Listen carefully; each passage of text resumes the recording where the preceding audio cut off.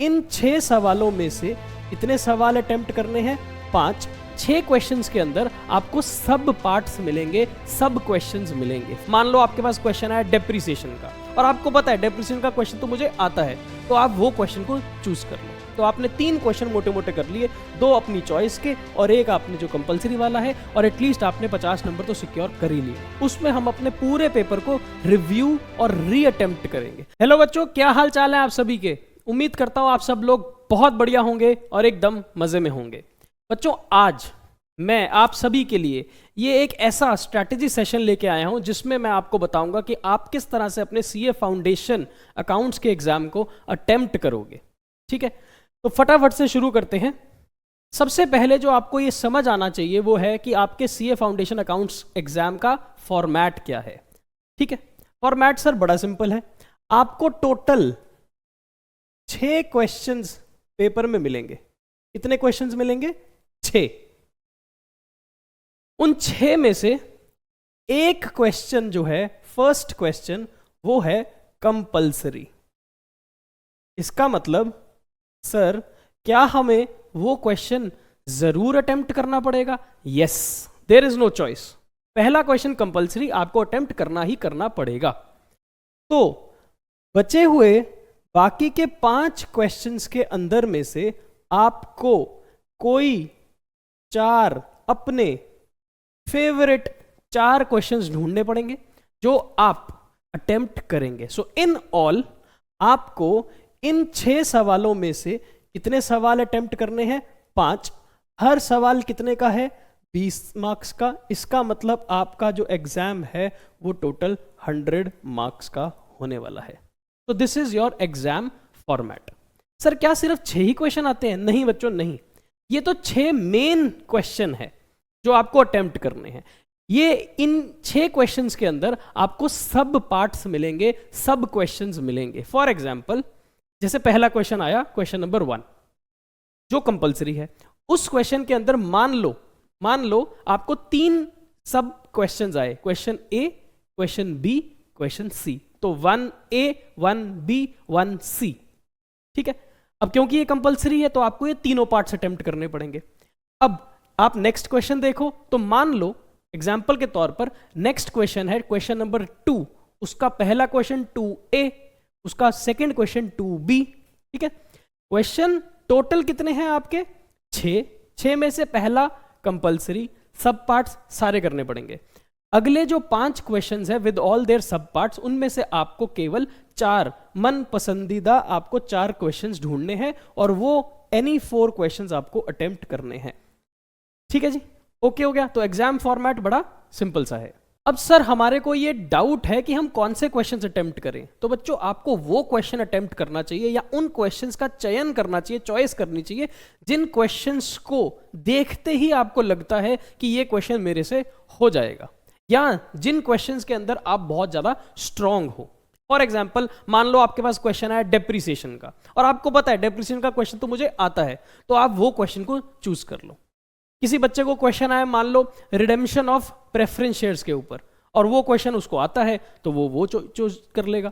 अब choice of question बड़ा important है यहां पर कि आप वही क्वेश्चन चूज करें जिनमें आप 100% श्योर हैं कि ये क्वेश्चन आप निकाल सकते हो। इन केस आपको डाउट है तो आप छोड़ दो अभी क्वेश्चन नंबर 1 कंपलसरी है, उसको अटेम्प्ट करना शुरू कर दो, वो तो करना ही है। क्वेश्चन नंबर 2, 3, 4, 5 और 6 में से आपको चॉइस करनी है। जो भी आपका मन पसंदीदा क्वेश्चन है, जो भी आपका फेवरेट क्वेश्चन है, आप उस क्वेश्चन में अगर 100% श्योर हो तो आप उसको अटेम्प्ट करना शुरू कर दो। ठीक है जी, ये तो एग्जाम का फॉर्मेट है। अभी आगे चलते हैं। आगे सबसे इंपॉर्टेंट चीज जो है वो है टाइम एलोकेशन। अब आपको टाइम की कदर करनी पड़ेगी पूरे एग्जाम के अंदर, अदरवाइज पेपर खत्म नहीं होने वाला है। टाइम सर कितना मिलता है? टाइम मिलता है हमारे को बच्चों 3 घंटे। 3 घंटे का मतलब 180 मिनट। अपार्ट फ्रॉम 15 मिनट जो आपको पेपर में रीडिंग टाइम मिलता है, वो छोड़ के बाकी पूरा क्वेश्चन को लिखने के लिए आपको 180 मिनट, 3 घंटे मिलते हैं। अब 15 मिनट की इंपॉर्टेंस क्या है? रीडिंग टाइम की इंपॉर्टेंस क्या है? रीडिंग टाइम की इंपॉर्टेंस बहुत इंपॉर्टेंट है बच्चों। वो ये है कि आपको उन 15 मिनट में पहला क्वेश्चन छोड़ के बाकी के 5 क्वेश्चन में से वो क्वेश्चंस ढूंढने हैं 4 जो आप अटेम्प्ट करोगे। ठीक है, पहला तो करना ही है तो उस पर ज्यादा टाइम वेस्ट करने की जरूरत ही नहीं है, उसको पढ़ो ना पढ़ो डजंट मैटर, क्योंकि वो तो अटेम्प्ट करना ही पड़ेगा। बाकी के जो बचे 5 क्वेश्चन हैं उनमें से आपको कौन से 4 करने हैं इसकी चॉइस आपको बनानी पड़ेगी। और एक कोशिश यहां कर लेना कि आप एटलीस्ट 2 तो ऐसे सवाल ढूंढ लो, एटलीस्ट 2 ऐसे क्वेश्चंस फाइंड आउट कर लो जो आप अटेम्प्ट करोगे ही करोगे। हर क्वेश्चन बच्चों कितने का है? हर क्वेश्चन 20 मार्क्स का है। टोटल 5 क्वेश्चन अटेम्प्ट करने हैं, तो 5 इंटू 20 100।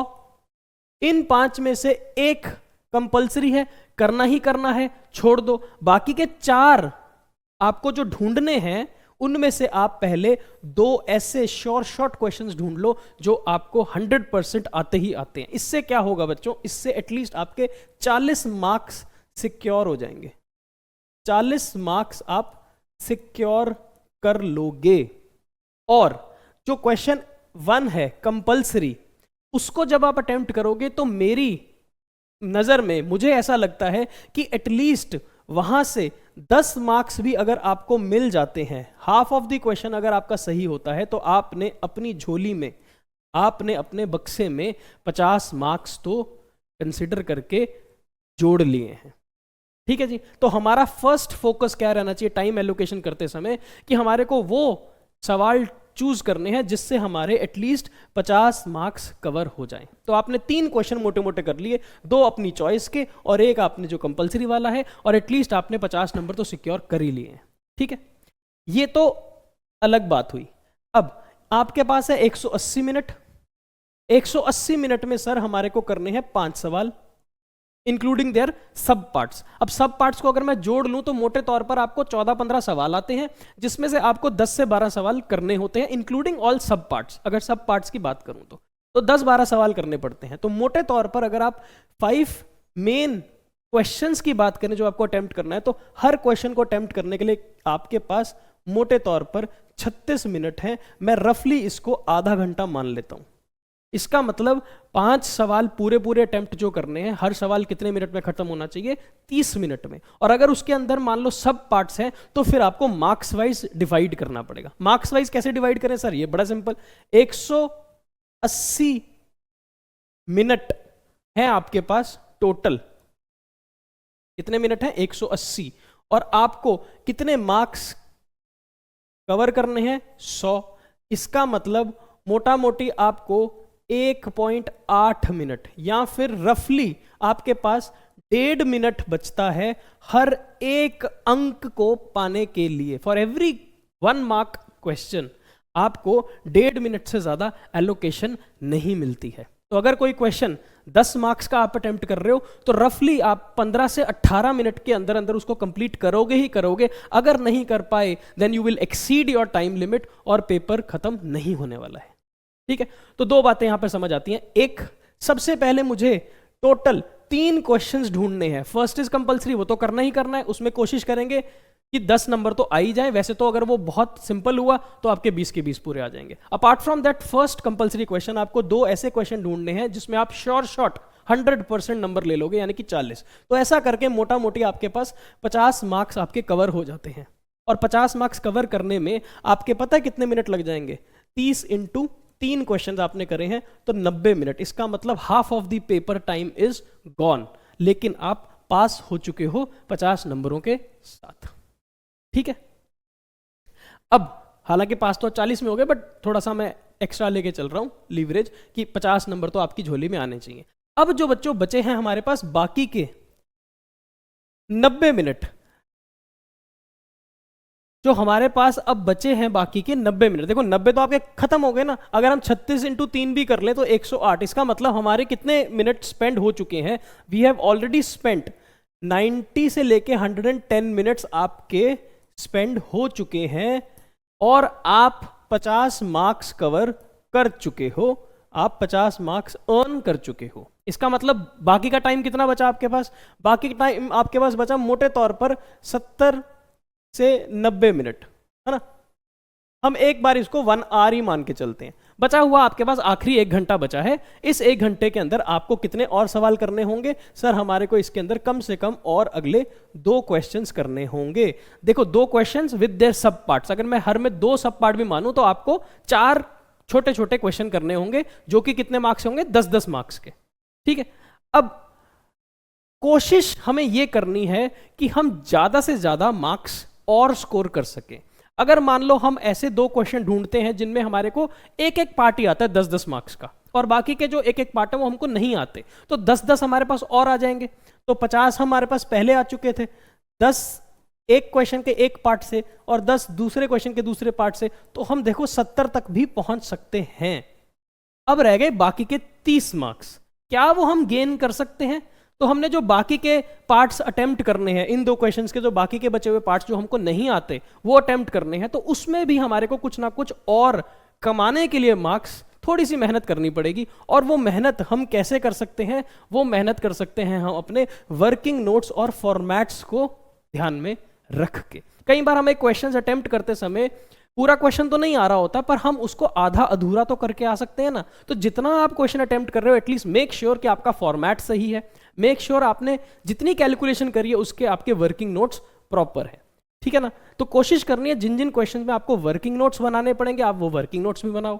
ठीक है, फॉर्मेट आपके प्रॉपर होने चाहिए, ताकि कहीं ना कहीं अगर आपको कोई एडिशनल मार्क्स मिल सके वो इनके थ्रू भी आ सके। और जो आपने मेन क्वेश्चन भी किया है ना, जो क्वेश्चन आपको 100% आते थे, उनमें भी कोशिश करनी है कि वर्किंग नोट्स पे कॉम्प्रोमाइज नहीं करना है। You have to be very sure कि आपकी जो कैलकुलेशंस हैं, जो आपके वर्किंग नोट्स हैं, जो आपके फॉर्मेट्स हैं, वो बिल्कुल सही होने चाहिए, बिल्कुल सही एक्यूरेट होने चाहिए। इससे अच्छा इंप्रेशन भी बनता है और इससे आपको और क्लैरिटी आती है कि आप जो करके आए हो वो बिल्कुल सही है, वहां पर कुछ कटने वाला नहीं है। सो वी विल ट्राई जो एक्स्ट्रा बोनस मार्क्स हम ले सकें ओवर एंड अबव जो हमने 60 से 70 नंबर कमाए हैं, वो हमारे लिए एक एडेड एडवांटेज ही बनेगा। कुछ बिगड़ता नहीं है एक्स्ट्रा मार्क्स मिलने से। ठीक है जी। और एक बात हमें और याद करनी है कि जब हमने सारा अटेम्प्ट कर लिया होगा अपना पेपर और आखिरी के 10, 15, 20 मिनट बचेंगे हमारे पास, उसमें हम अपने पूरे पेपर को रिव्यू और री अटेम्प्ट करेंगे। रिव्यू का मतलब है जो हमने सही मान के करा है, बिल्कुल सही सोच के करा है कि ये क्वेश्चन बिल्कुल सही है, उसको रिव्यू कर लेना। उसमें कोई कमी पेशी है, कोई फॉर्मेट गलत है या कोई फॉर्मेट ठीक करना है, कोई वर्किंग नोट पेंडिंग रह गया, तो वो रिव्यू में बना लेना। री अटेम्प्ट का मतलब होता है कि अगर आपने कोई क्वेश्चन पहले सोचा कि मैं एंड में आके अटेम्प्ट करूंगा, या आपको कोई एक पार्ट क्वेश्चन का नहीं समझ आया था सब पार्ट, तो आपने उसको लास्ट के लिए छोड़ दिया था, ये वो टाइम है जब आप उन छोड़े हुए क्वेश्चंस को, बाकी बचे हुए अधूरे क्वेश्चंस को री अटेम्प्ट करने की कोशिश करेंगे। तो आखिरी के 10, 15, 20 मिनट जो आपके पास बचते हैं उसमें आप रिव्यू एंड री अटेम्प्ट जरूर करना, बिना इसके पेपर छोड़ के या पेपर में से उठ के नहीं आने की जरूरत। ठीक है, so this is how you will try and attempt your questions. पूरे पेपर में बच्चों आपको बहुत बार ऐसा लगेगा कि आप वीक हो गए हो क्वेश्चंस को अटेम्प्ट करते करते। कई बार आपको डर लगने लगेगा, आप ये सोचने बैठ जाओगे कि अगर मेरा अटेम्प्ट नहीं हुआ तो क्या होगा, मेरे 6 महीने या 3 महीने मेरे बर्बाद हो जाएंगे। ऐसा कुछ नहीं है। स्टे फोकस्ड, स्टे काम, कुछ नहीं होने वाला वहां पर। और टेंशन लेके, अगर और टेंशन लोगे और सोचोगे अपने क्वेश्चन या अटेम्प्ट के बारे में, तो आपकी जो कैलकुलेशंस हैं, जो आपके हाथ में कैलकुलेटर है ना, वो भी आप गलत इस्तेमाल करना शुरू कर दोगे, क्योंकि वहां पर आपका फोकस हिलता है। और जहां से आपका फोकस हिलेगा, जहां आप डरने लगोगे, वहां पर ही आपकी गलतियां होनी स्टार्ट हो जाएंगी। सो आपको बहुत कूल, कंपोज्ड और काम रहना है, फोकस लूज नहीं करना है। क्यों नहीं करना है सर? इतना सिंपल सा तो है, आपने 50 मार्क्स तो अपनी झोली में डाल ही लिए ना। जब आपने 50 मार्क्स अपनी झोली में डाल लिए हैं 2 या 3 क्वेश्चंस अटेम्प्ट करके ही, तो आपने हाफ ऑफ द पेपर कर दिया, मार्क्स आ चुके हैं, पास तो हो चुके हो आप।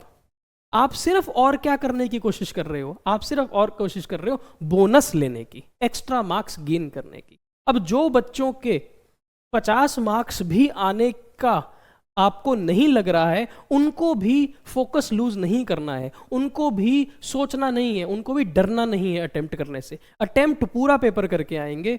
हर थ्योरी का क्वेश्चन अगर आएगा, थ्योरी का क्वेश्चन अटेम्प्ट करो। ट्रू फॉल्स का क्वेश्चन है, ट्रू एंड फॉल्स का क्वेश्चन अटेम्प्ट करो। कोई ऐसा क्वेश्चन है जो आपको आधा अधूरा आता है, उसको आधा अधूरा करो, एटलीस्ट स्टेप मार्किंग के नंबर तो लो। कोशिश क्या करनी है? कोशिश करनी है कि हमारे को इस लाइन को क्रॉस करना है। तो we need to cross this deadline 50 marks की। जैसे ही आपने किया, आपके माथे से सारी की सारी टेंशन हट जाएगी, क्योंकि आपको ये पता चल जाएगा कि मैं पास तो होने वाला हूँ।